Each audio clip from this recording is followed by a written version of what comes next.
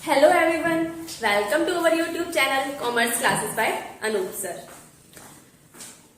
मैं हूं आपकी अपनी प्रियंका मिश्रा। पहले के टॉपिक में हमने क्या किया था, एनवायरनमेंट के बारे में पढ़ा था, है ना। एनवायरनमेंट प्रोटेक्शन एक्ट 1986 के बारे में रीड आउट किया था, है ना।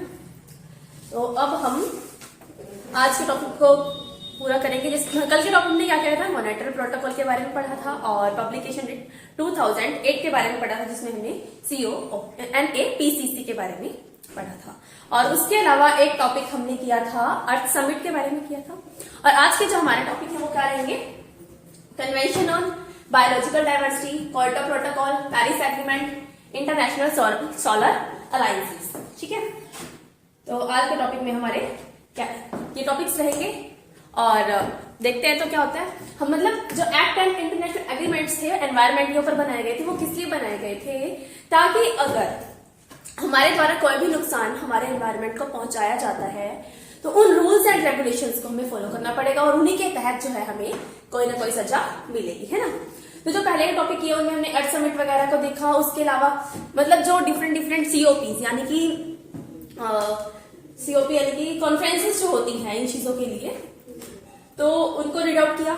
अभी अर्थ समिट के बाद में मतलब उससे जो सोल्यूशन निकला है, उसके बाद में नई हमारी मीटिंग हुई थी जिसका नाम हमने क्या दिया गया था, कन्वेंशन ऑन बायोलॉजिकल डाइवर्सिटी। जो बायोलॉजिकल डाइवर्सिटी यानी कि जैव विविधता है, उनके ऊपर कन्वेंशन को हमने किया था, है ना। तो जो कन्वेंशन हुई थी अर्थ समिट की, उसमें जिन कंट्रीज ने सिग्नेचर किया था, ठीक है, तो उन्हीं सिग्नेचरी कंट्रीज जो है उन्हीं के द्वारा मतलब जून 1992 में तो ये हमने अडॉप्ट कर लिया, ठीक है। और फोर्स में कब आया जो है, एंटर इनटू फोर्स 29 दिसंबर 1993 में क्या आया, कन्वेंशन ऑन बायोलॉजिकल डाइवर्सिटी। जो हमारी जैव विविधता है तो उनको मतलब हमें कैसे सेव करके रखना है, उनके लिए क्या क्या मतलब किस टाइप की चीजें हमें बनानी है ताकि वो जो चीजें हैं आगे फ्यूचर में भी सेव रह सके, ठीक है। तो इनके 3 मेन गोल्स थे, कंजर्वेशन ऑफ बायोलॉजिकल डाइवर्सिटी, पहली बात तो ये है कि जैव विविधता को बचा करके रखना, उनका संरक्षण करना है, उनको मतलब विलुप्त होने से रोकना है।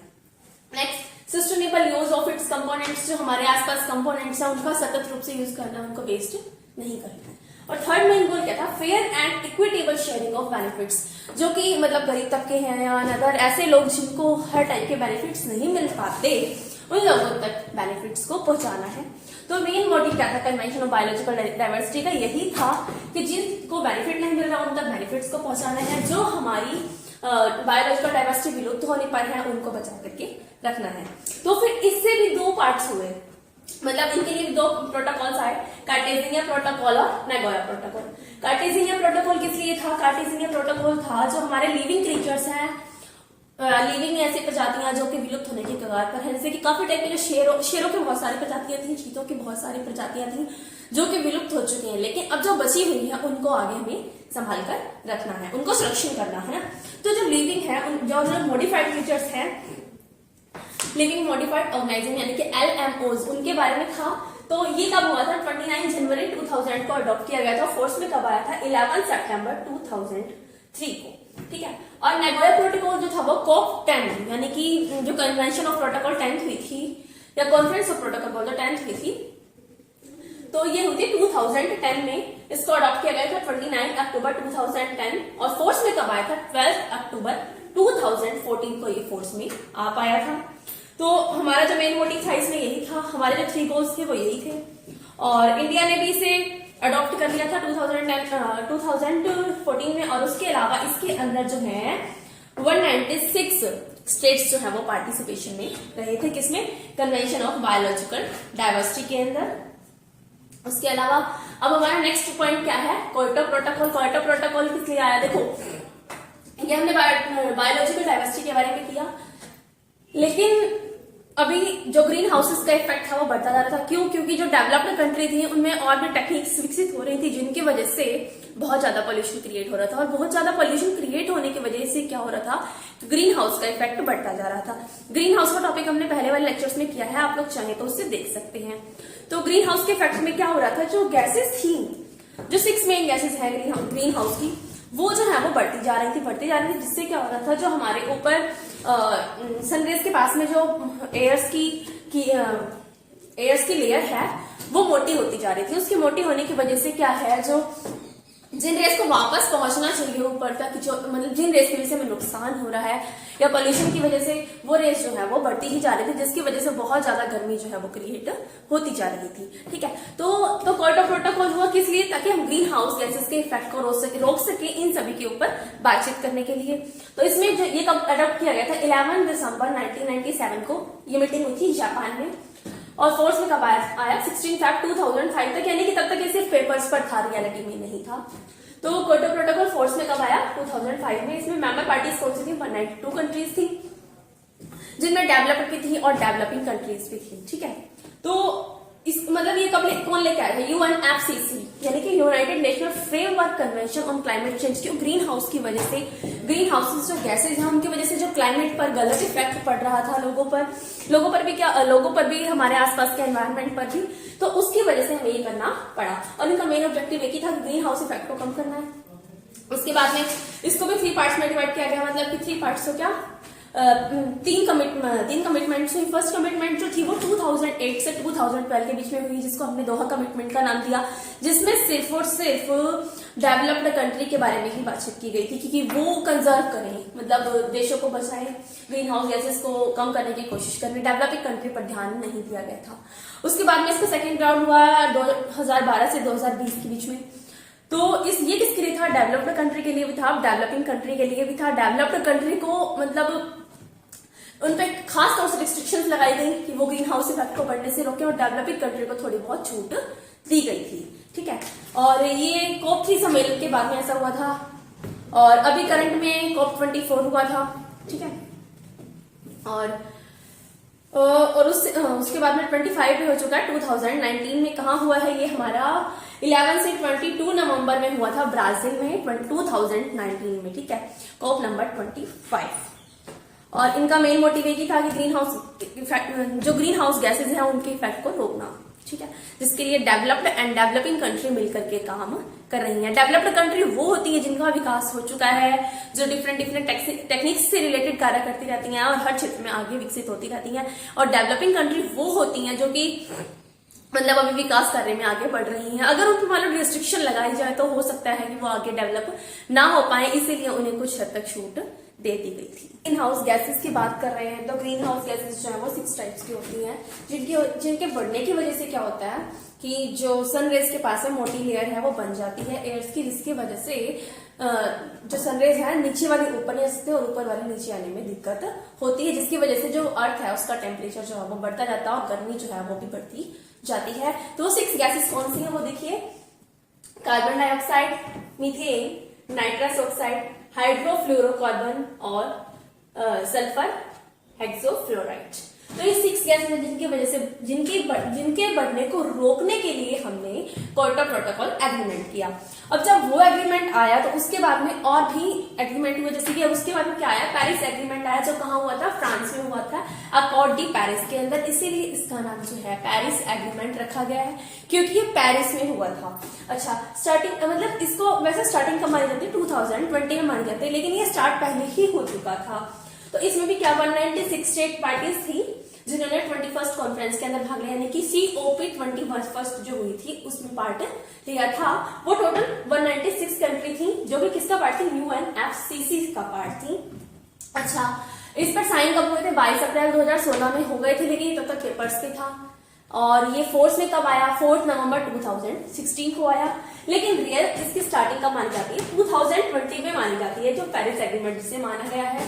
इसका मेन मोटिव क्या था, वही सेम मेन मोटिव था, mitigation, adaptation, finance of green house gases, कि हम ग्रीन हाउस गैसेस जो हैं उनको खत्म करने के लिए काम करेंगे और सभी मिलकर के करेंगे। ऐसे जो भी फैक्ट्रीज हैं, ऐसे जो भी एरिया जिनकी वजह से टेम्परेचर इंक्रीज होता है, तो उनके लिए एक लिमिट सेटअप कर दी गई थी कि वो कहाँ तक, मतलब अगर वो इंक्रीज करते हैं तो इंक्रीज होने पर उनका जो टेम्परेचर वो कहाँ तक जा सकता है, और कम होने पर भी उनका टेम्परेचर कितना रह सकता है, या फिर कितने टेम्परेचर से ज्यादा उनका टेम्परेचर नहीं बढ़ना चाहिए।